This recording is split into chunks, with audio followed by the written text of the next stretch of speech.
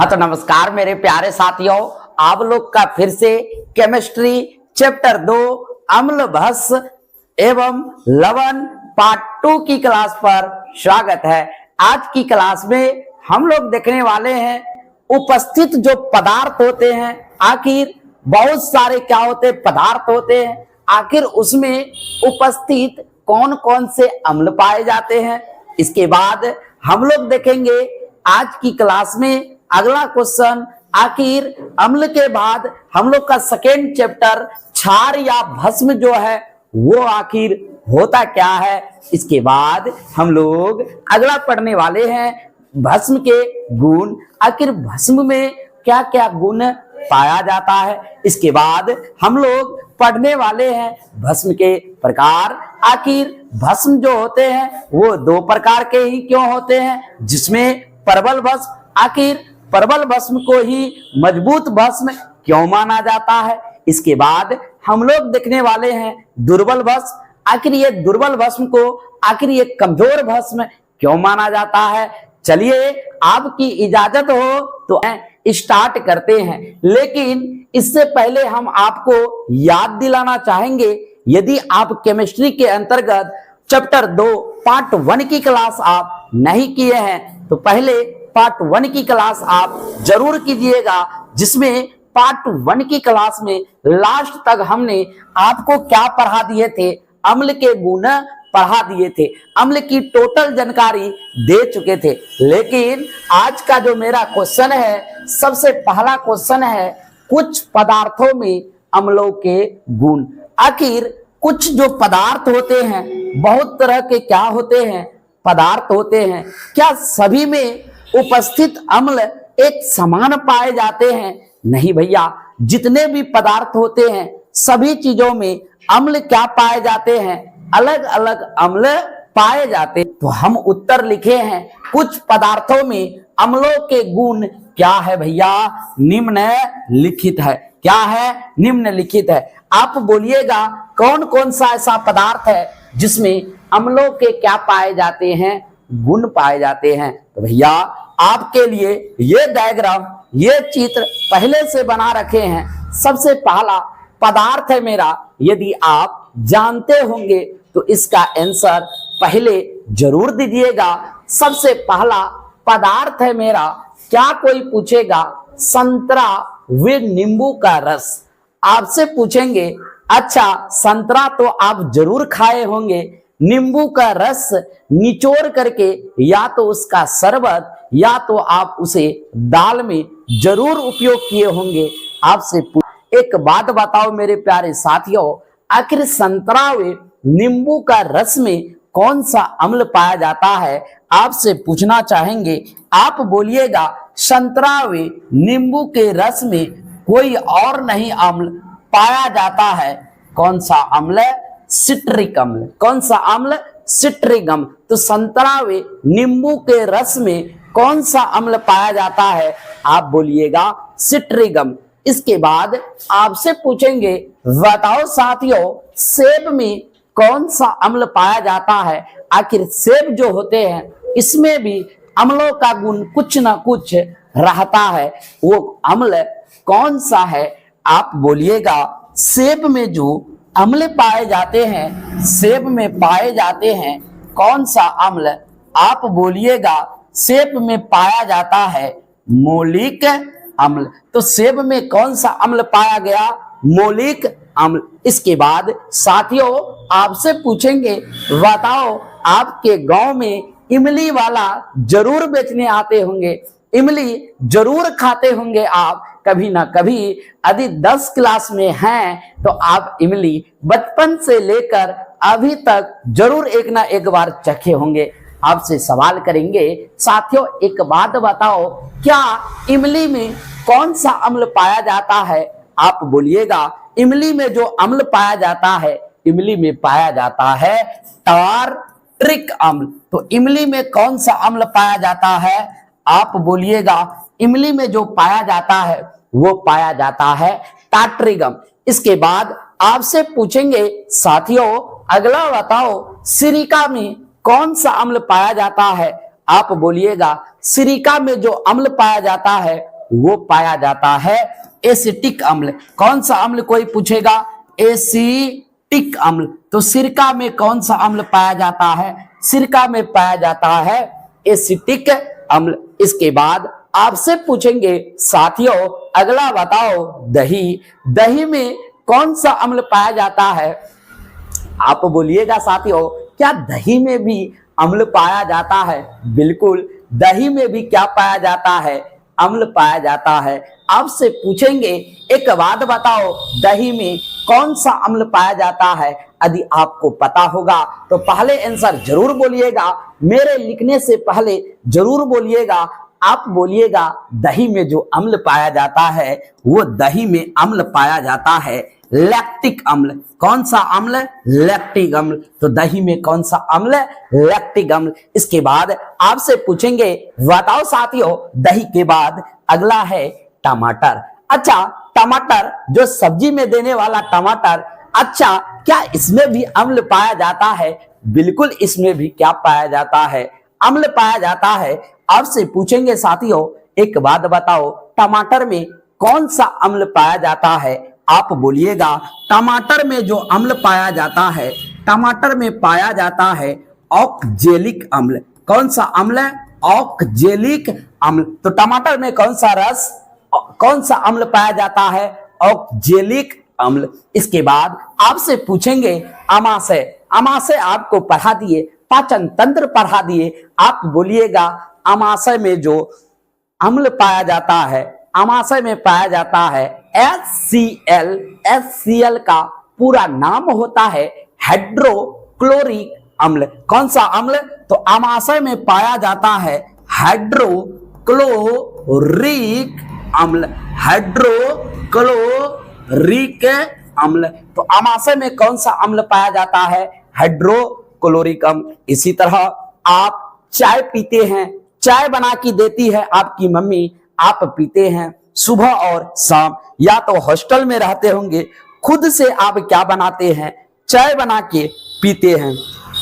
आपसे पूछेंगे, बताओ चाय जो पीता है, आखिर इस चाय में कौन सा अम्ल पाया जाता है? आप बोलिएगा आप तो हद कर दिए, चाय में भी अम्ल पाया जाता है। बिल्कुल पाया जाता है। चाय में जो अम्ल पाया जाता है, चाय में पाया जाता है टैनिक अम्ल। कौन सा अम्ल? टैनिक अम्ल। तो चाय में कौन सा अम्ल पाया जाता है? टैनिक अम्ल। अगला आपका है कि विटामिन सी। एक बात बताओ, विटामिन सी में कौन सा अम्ल पाया जाता है? आपसे पूछना चाहेंगे साथियों, आप बोलिएगा क्या विटामिन सी में भी अम्ल पाया जाता है? बिल्कुल पाया जाता है। विटामिन सी में अम्ल पाया जाता है एक्सोकार्बिक। एक्सोकार्बनिक। कौन सा अम्ल भैया? एक्सोकार्बनिक अम्ल। तो विटामिन सी में कौन सा अम्ल पाया जाता है? एक्सोकार्बनिक अम्ल। इसी तरह और एक बचा हुआ है, आपसे पूछेंगे साथियों, एक बात बताओ, चींटी में कौन सा अम्ल पाया जाता है? चींटी में बताओ कौन सा अम्ल पाया जाता है? 10 नंबर का सवाल है। 10 नंबर का सवाल है, चींटी में कौन सा अम्ल पाया जाता है? आप बोलिएगा चींटी में जो अम्ल पाया जाता है, चींटी में पाया जाता है फॉर्मिक अम्ल। तो ये रहा कितने प्रकार के उपस्थित पदार्थ, 10 गो क्या हुआ? उपस्थित पदार्थ हुआ, जिसमें सभी का उपस्थित जो जो अम्ल होता है वो अम्ल हम क्या कर दिए? लिख दिए। आपसे फिर से पूछना चाहेंगे, एक बात बताओ, संतरा व नींबू का रस में कौन सा अम्ल पाया जाता है? आप बोलिएगा सिट्रिक अम्ल। सेब में मौलिक अम्ल, तो इमली में टार्ट्रिक अम्ल। इसके बाद सिरिका में एसिटिक अम्ल, दही में लैक्टिक अम्ल, टमाटर में ऑक्जेलिक अम्ल, अमाशय में हाइड्रोक्लोरिक अम्ल, चाय में टैनिक अम्ल, विटामिन सी में एक्सोकार्बनिक अम्ल तथा चींटी में फॉर्मिक अम्ल। तो भैया ये रहा आपके पदार्थों के अम्लों के गुण। यदि आपकी इजाजत हो तो हम अगला क्वेश्चन आपके सामने प्रस्तुत करते हैं। ये रहा आपका अगला क्वेश्चन, भस्म। आपसे पूछेंगे, एक बात बताओ, भस्म होता क्या है? भस्म कहते किसे हैं? इस चैप्टर का सेकेंड पार्ट, यानी कि जब आप अम्ल पढ़ रही है, अगला जो चैप्टर का भाग था वो था भस्म। तो भस्म कहता है, यदि आपसे पूछेंगे बताओ भस्म होता क्या है, आप याद रखिएगा अम्ल स्वाद में क्या हुआ था, खट्टा हुआ था। जो पदार्थ खट्टा हुआ उसे हम क्या बोले, अम्ल बोले। लेकिन इसी तरह भस्म कहता है जो पदार्थ क्या हो, तीखा हो या तो क्या हो, कड़वा हो, वैसे पदार्थ को हम क्या बोलेंगे, भस्म कहेंगे। तो जो चीज खाने में क्या लगे, तीखा लगे या तो आपसे पूछेंगे कड़वा लगे, वही मेरा क्या है, भस्म है। जैसे मेरे साथियों, आप दंत मंजन, सूर्या दंत मंजन का नाम सुने होंगे। यदि आपसे पूछेंगे बताओ सूर्या दंत मंजन जो करते हैं हम लोग, वो मीठा लगता है कि तीखा, आप बोलिएगा छोटा बच्चा वो मंजन से दूर रहता है, इसमें जो गुण पाया जाता है वो तीखा का गुण पाया जाता है, मतलब वो भी किसी ना किसी भस्म से मिलकर क्या किया हुआ है, बना हुआ है। तो वैसे इसी तरह हम इसका डिफिनेशन लिखे हैं भस्म का।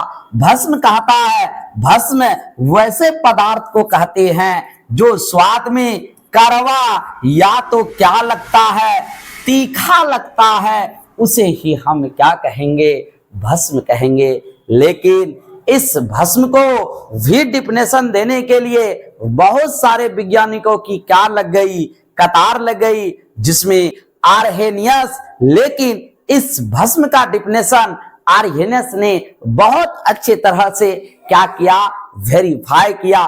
तो चलिए भस्म का डिफिनेशन देखते हैं हम लोग, किसके अनुसार, आर्हेनियस के अनुसार। आखिर आर्हेनियस साहब ने भस्म का डिफिनेशन क्या दिया था, तो भैया आर्हेनियस साहब, आर्हेनियस एक क्या थे, रसायन शास्त्री थे। उन्होंने भस्म के बारे में लोगों को क्या किया, समझाया। बोला भस्म आप लोग डायरेक्ट ऐसे नहीं बोल सकते हैं कि भस्म वैसे पदार्थ को कहते हैं जो स्वाद कड़वा लगे या तीखा लगे, वैसे पदार्थ को हम डायरेक्ट भस्म नहीं कहेंगे।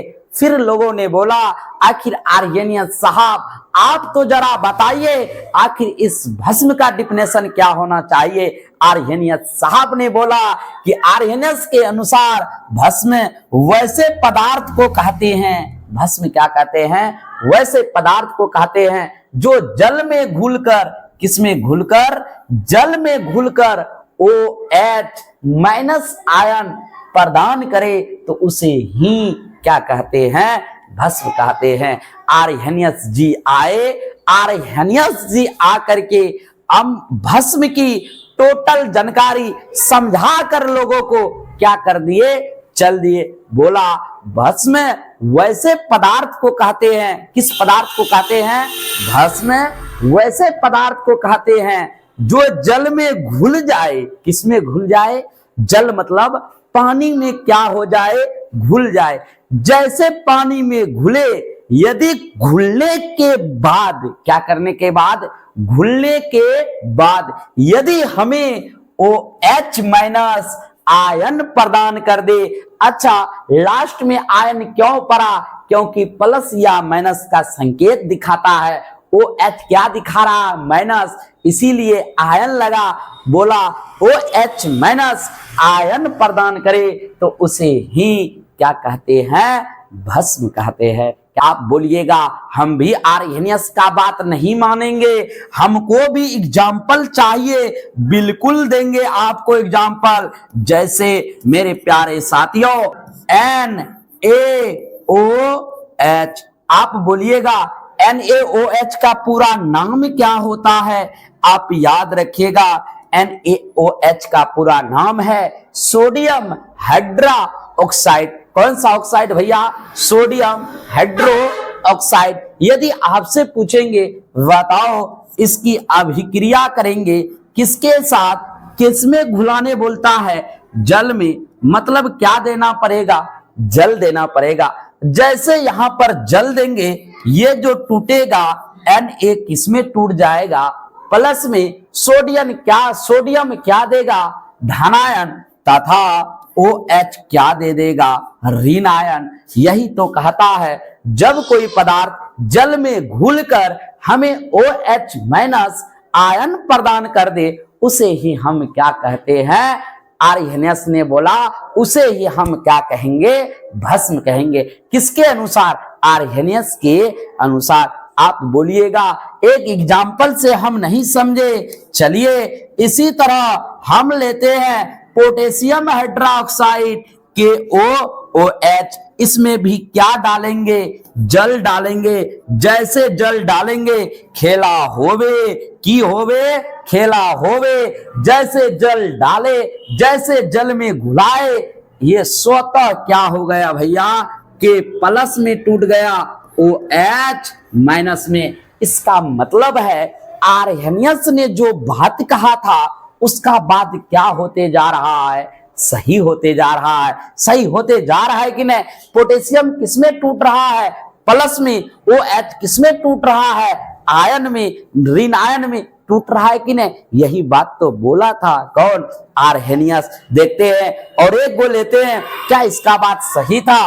अगला लास्ट लेते हैं मैग्नीशियम हाइड्रोक्साइड MgOH। आपसे पूछेंगे फिर इसकी क्या करवाइए? आप अभिक्रिया करवाइए। जैसे अभिक्रिया करवाइएगा पहले क्या मिलाइए? जल मिलाइए। जैसे H2O देंगे, एक बात बताइए साथियों, Mg किसमें टूटेगा? प्लस में। OH किसमें चले जाएगा? माइनस में। इसका मतलब है आर्यनेस चाचा ने जो भी बात बोला, यदि किसी भी पदार्थ को जल में घुलाते हैं, जैसे पदार्थ क्या लिए? Sodium hydroxide, potassium hydroxide, magnesium hydroxide, ये सभी को घुला रहे हैं, एक प्लस में टूट रहा है। स्वतः सब देखिए OH minus, OH minus, OH minus, तीनों OH माइनस में दे रहा। बोला उसे ही हम क्या कहेंगे? भस्म कहेंगे। कौन बोला ये बात? ये बात बोला आर्यनेस। अगला स्टार, अगला क्वेश्चन यदि आपसे पूछेंगे, बताओ अगला जो मेरा स्टार है, अगला जो मेरा क्वेश्चन है साथियों, वो है भस्म के प्रकार। आपसे पूछेंगे साथियों एक बात बताओ, भस्म कितने प्रकार के होते हैं? आप बोलिएगा भस्म जो होता है, जैसे अम्ल 2 प्रकार का हुआ था, इसी तरह भस्म भी कितने प्रकार के होते हैं? 2 प्रकार के होते हैं। इसी तरह हम उत्तर लिखे हैं साथियों, जल में घुलने के आधार पर, किसमें घुलने के आधार पर? जो जल में, अब आर्यनेस तो बता दिया जल में घुलता है, तो हम लोग को भी भस्म के प्रकार किसके आधार पर देखना पड़ेगा? जल में घुलने के आधार पर। तो जल में घुलने के आधार पर भस्म आपसे पूछेंगे, बताओ कितने प्रकार? 2 प्रकार। जैसे एक हुआ था परवल अम्ल, सेम टू अम्ल हटाओ भस्म जुटाओ, इसी तरह सबसे पहला प्रकार हो गया कौन सा? भस्म, परवल भस्म। इसके बाद साथियों दूसरा हुआ था दुर्बल अम्ल, अम्ल हटाओ भस्म जोड़ो, यानी कि भस्म कितने प्रकार के हो गए? 2 प्रकार के। सबसे पहला परवल भस्म, दूसरा हो गया दुर्बल भस्म। तो भस्म कितने प्रकार के? 2। चलिए आपकी इजाजत हो तो सबसे पहला परवल भस्म देखते हैं होता क्या। चलिए सबसे पहला देखते हैं हम लोग भस्म के सबसे पहला प्रकार परवल भस्म। आखिर ये परवल भस्म होता क्या है? आप याद रखिएगा, ये आर्यनेस ने बोल दिया जल में इसे आपको घुलाना ही पड़ेगा। तो आप परवल भस्म को भी हम लोग कहां डालेंगे? जल में। परवल भस्म का डिफिनेशन लिखे हैं, वैसा भस्म जो जल में पूर्णतः मतलब होता है पूरा, यानी कि जो भस्म जल में पूरा घुलकर हमें लास्ट में पहचान भस्म का दे दे, OH माइनस आयन प्रदान करे, तो ऐसे भस्म को परवल भस्म कहते हैं। यानी कि जल में यदि वो पदार्थ पूर्णतः घुल जाए, पूर्णतः घुलने के बाद यदि हमें क्या दे दे? OH माइनस आयन प्रदान करेगा, उसे हम क्या कहेंगे? परवल भस्म कहेंगे। तो शॉर्ट कोट में याद रखेगा पूर्णतः घुल जाना। जैसे आपके मन में सवाल चलता होगा, जैसे बताइए आखिर ऐसा कौन कौन है जो परवल भस्म के अंतर्गत आता है। सबसे पहला आप याद रखिएगा KOH।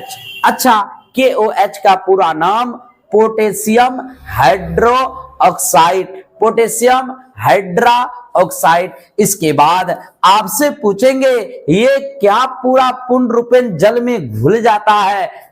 ये जो होता है पोटेशियम हाइड्रा ऑक्साइड, ये जल में पूर्णतः क्या हो जाते हैं, घुल जाते हैं। जल में पूर्णतः घुलने के बाद हमें OH- क्या कर देता है, प्रदान कर देता है। इसके बाद अगला होता है सोडियम हाइड्रा ऑक्साइड। क्या भैया, सोडियम हाइड्रा ऑक्साइड। इसके बाद आपसे पूछेंगे बताओ और कोई है, इसी तरह होता है सिल्वर हाइड्रा ऑक्साइड, यानी कि सिल्वर का हाइड्रा ऑक्साइड, सिल्वर मतलब चांदी। इसके बाद होता है gold hydra oxide, AuOH, ETC इत्यादि। ये सभी आपसे पूछेंगे बताओ साथियों ये सभी कौन सा अम्ल है। ये सभी परवल अम्ल है जो जल में पूर्णतः क्या हो जाता है, घुल जाता है। और जल में पूर्णतः घुलने के बाद ये क्या देता है, घुलने के बाद OH आयन देता है, यानी कि OH- क्या देता है, आयन को क्या कर देता है, प्रदान करता है। लेकिन आपसे सवाल करेंगे साथियों, एक बात बताओ आखिर ये परवल भस्म मजबूत भस्म क्यों होता है। आप याद रखिएगा ये परवल भस्म में, किसमें साथियों, परवल भस्म में। यहां क्या लिखा हुआ है, परवल लिखा हुआ है। आप हमेशा याद रखिएगा परवल भस्म इसीलिए मजबूत होता है। परवल भस्म में यदि आपसे पूछेंगे बताओ किसकी संख्या कम होती है, आप बोलिएगा परवल जो भस्म होता है उसमें हाइड्रोजन की संख्या क्या होती है, कम होती है। इसीलिए ये भस्म क्या होते हैं, मजबूत होते हैं। पिछले वाला भाग देखिए, इसमें हाइड्रोजन की संख्या 1, इसमें भी हाइड्रोजन की संख्या 1, इसमें भी हाइड्रोजन की संख्या 1, इसमें भी हाइड्रोजन की संख्या कम 1। यानी कि साफ साफ बात याद हो गया कि परवल इसीलिए भस्म मजबूत भस्म होता है क्योंकि इसमें हाइड्रोजन की संख्या क्या होती है, कम होती है, जिसके कारण ये भस्म क्या होता है, मजबूत होता है। अगला चलते हैं, अगला है हम लोग का दुर्बल भस्म। आपसे पूछेंगे क्या परवल भस्म के तरह ये भी पूर्णतः घुल जाएगा, आप बोलिएगा कदापि नहीं। फिर दुगो नाम क्यों पड़ा, आखिर एक समान होता तो नाम भी एक समान होता। यदि नमके फिर नमक ही खाइएगा तो क्या बोलेगा, नमक ही खा रहा। यदि चीनी डालिएगा तो नाम चेंज, नमक और चीनी, तो नाम चेंज हुआ कि नहीं, कोई तो अंतर होगा। यहां पर भी कुछ ना कुछ अंतर दिखाई देता है। जैसे बोला गया दुर्बल भस्म, वैसा भस्म जो जल में आंशिक रूप से, ओहो कोई ज्यादा अंतर नहीं है। परवल भस्म पूर्णतः घुल जाता था जल में, पूरा घुला देता था, लेकिन दुर्बल भस्म कहता है हम घुलेंगे आधा तो स्नान करके बच्चा के तरह छरपटा करके निकल जाएंगे। यानी कि आंशिक रूप से होता है आधा घुलना। आप जैसे नदी में नहाते हैं, मूरा मुंडी से नीचे आप स्नान कर लिए, वो हुआ कौन सा स्नान, आंशिक स्नान, वही स्नान करता है। कौन कोई पूछेगा, दुर्बल भस्म। तो जो आंशिक रूप से घुलकर यदि हमें OH- आयन प्रदान कर दे तो उसे ही हम कौन सा भस्म बोलेंगे, दुर्बल भस्म बोलेंगे। आप बोलिएगा जैसे में कहां लिखे कि जैसे में कौन कौन ऐसा है जो दुर्बल भस्म के अंतर्गत आता है। MgOH2 मैग्नीशियम हाइड्रा ऑक्साइड, यानी कि इसी में डाई भी लगा सकते हैं क्योंकि कितना लगा हुआ है, 2। इसी तरह होता है सोडियम, क्या भैया, सोडियम हाइड्रा ऑक्साइड डाई भी लगा सकते हैं। इसके बाद होती है हाइड्रो ऑक्साइड। आपसे पूछेंगे बताओ अमोनिया हाइड्रो ऑक्साइड का सूत्र क्या होता है? आप याद रखिएगा NH4OH, इसी को बोलते हैं कौन सा हाइड्रो ऑक्साइड? आप याद रखिएगा अमोनिया हाइड्रो ऑक्साइड। ये इसका क्या होता है? सूत्र होता है। ये जितने भी आपको एग्जाम्पल दिखाए, हम जितना भी एग्जाम्पल दिखाए MgOH2, NaOH2, NH4OH, ये सभी अम्ल क्या होते हैं? कोई पूछेगा दुर्बल भस्म के अंतर्गत आते हैं। ये जो जितना भी लिखे मैग्नीशियम, सोडियम, अमोनिया, सभी क्या होता है? ये जल में आंशिक रूप से क्या रहता है? घुल जाता है। आप बोलिएगा आखिर दोनों में अंतर हाइड्रोजन का है क्या? बिल्कुल पकड़े, सही बात। ये भस्म आपसे पूछेंगे क्यों कमजोर होता है? आप याद रखिएगा इस भस्म में आप देखिएगा इसमें हाइड्रोजन की संख्या क्या होती है? अधिक होती है। इसीलिए ये भस्म क्या होता है? कमजोर होता है। तो जिसमें हाइड्रोजन की संख्या क्या हो? अधिक हो। जिसमें हाइड्रोजन की संख्या क्या हो? अधिक हो, वो भस्म कमजोर। जिसमें हाइड्रोजन की संख्या अधिक हो वो भस्म कमजोर। जिसमें हाइड्रोजन की संख्या कम हो वो भस्म मजबूत। आप बोलिएगा इसमें हाइड्रोजन की संख्या तो बहुत अधिक है। बिल्कुल सही बात पकड़े। देखिए हाइड्रोजन कितना? 2। NaOH2, इसमें भी हाइड्रोजन की संख्या 2। लेकिन अमोनिया हाइड्रोक्साइड देखिएगा NH4, हाइड्रोजन कितना पीस? 4 पीस। तो हाइड्रोजन की संख्या अधिक की कम? बोलिएगा इसमें तो हाइड्रोजन बौछार लगा दिया है। जिसमें हाइड्रोजन बौछार हो वो कौन सा भस्म? दुर्बल भस्म। यानी कि इसीलिए ये भस्म क्या होता है? कमजोर होता है। किसके कारण कमजोर हुआ? हाइड्रोजन के कारण बिछारा क्या हुआ? कमजोर हुआ। जबकि परवल अम्ल क्यों मजबूत हुआ? इसमें हाइड्रोजन की संख्या कम, इसीलिए ये भस्म क्या हुआ? मजबूत हुआ। अगला है मेरा भस्म के गुण। आपसे पूछेंगे बताओ भस्म के गुण। आखिर ये जो भस्म पढ़ा, भस्म में क्या क्या गुण पाया जाता है? आप याद रखिएगा भस्म के गुण क्या है? निम्नलिखित है मेरे प्यारे साथियों। आप लोग के लिए हम टोटल 5 गुण, हमारा जितना क्षमता था हम क्षमता से अधिक 5 गुण आपके पास लाए हैं, जो बहुत क्वालिटी वाला सब गुण है। सबसे पहला आपसे पूछेंगे बताओ भस्म जो होता है वो स्वाद में कैसा लगता है? खट्टा की कड़वा। आप बोलिएगा अम्ल जब खट्टा लगा, भस्म इसका मतलब है कड़वा होता है। यही लिखे हैं। ये स्वाद में क्या होता है?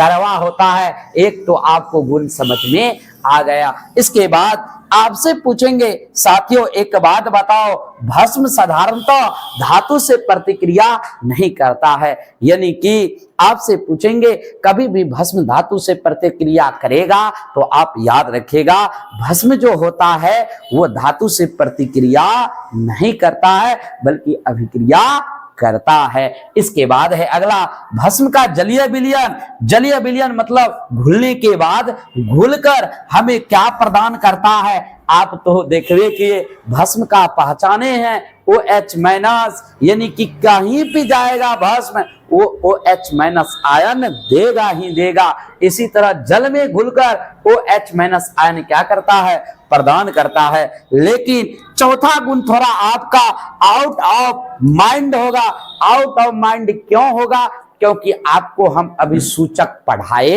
नहीं है। ये जो गुण रिलेटेड है ये सूचक से रिलेटेड है। जब आपको इस चैप्टर के अंतर्गत सूचक बताएंगे वहां आपका पूरा डाउट क्या हो जाएगा? क्लियर हो जाएगा। लेकिन तत्काल याद रखिएगा ये लाल लिटमस पत्र को क्या कर देता है? नीला कर देता है। लेकिन अम्ल का क्या गुण था? नीले लिटमस पत्र को लाल कर देना। लेकिन भस्म का गुण है तो साथियों ये लाल लिटमस पत्र को, यदि लिटमस पत्र मेरा क्या है? लाल है, उसको क्या कर देगा? नीला कर देता है। यही भस्म का चौथा गुण है। सूचक में बताएंगे, टेंशन मत लो। अगला होता है आपको ये भी 5वां गुण भी आपका आउट ऑफ माइंड होगा, क्योंकि आप क्या नहीं पढ़े हैं? आप पीएच स्केल नहीं पढ़े हैं। ये जो पांचवा गुण रिलेटेड है, ये मेरा पीएच स्केल से रिलेटेड है, यानी कि पावर ऑफ हाइड्रोजन से क्या है? रिलेटेड है। जब आपको हम पीएच स्केल पढ़ाएंगे, इसमें आपका पूरा डाउट क्लियर हो जाएगा। यदि आपसे पूछेंगे बताओ ये भस्म या क्षारीय गुण क्यों पढ़ा, इसका मतलब है जो पीएच मान होगा वो कितना से अधिक होगा? 7 से क्या होता है? भस्म का पीएच मान 7 से अधिक होता है। कैसे होता है अभी तुरंत आपको बताए। आपको हम क्या पढ़ाएंगे? जब पीएच स्केल पढ़ाएंगे, पीएच स्केल में आपको बताया जाएगा कि पीएच जो स्केल होता है उसमें अंक कितना से अंकित होता है। आप बोलिएगा इसमें अंक 0 से लेकर 14 तक अंकित होता है, बीच में संख्या 7 रहता है। 7 से कम क्या होता है? अम्लीय होता है। 7 से अधिक क्या होता है? क्षारीय होता है। यही तो पांचवा गुण लिखे हैं। जो इसका पीएच मान होता है वो 7 से क्या होता है? क्या लिखे हैं? यही 5 को क्या लिखे हैं? यही 5 को क्या लिखे हैं? गुण लिखे हैं कि इसका पीएच मान जो होता है 7 से क्या होता है? अधिक होता है। ये क्लास ज्यादा लंबी हो जाएगी। आज की क्लास को हम यहीं पर स्टॉपेज पूर्ण विराम देते हैं। यदि ये क्लास पार्ट 2 की केमिस्ट्री भस्म के टोटल प्रकार आपको समझ में आया होगा, कुछ नए सीखे होंगे, तो हमारे इस क्लास को आप लाइक करना बिल्कुल नहीं भूलिएगा। यदि लाइक कर देते हैं तो आप अपने दोस्तों के बीच भी जरूर बताइएगा, जरूर शेयर कीजिएगा। साथ ही मीठे मीठे स्वरों पर कमेंट सेक्शन पर कमेंट एक जरूर कीजिएगा कि ये क्लास आपको कैसा लगा। यदि अच्छा लगा, मिलते हैं बहुत जल्द केमिस्ट्री चैप्टर 2 के पार्ट 3 की क्लास में। तब तक जय हिंद।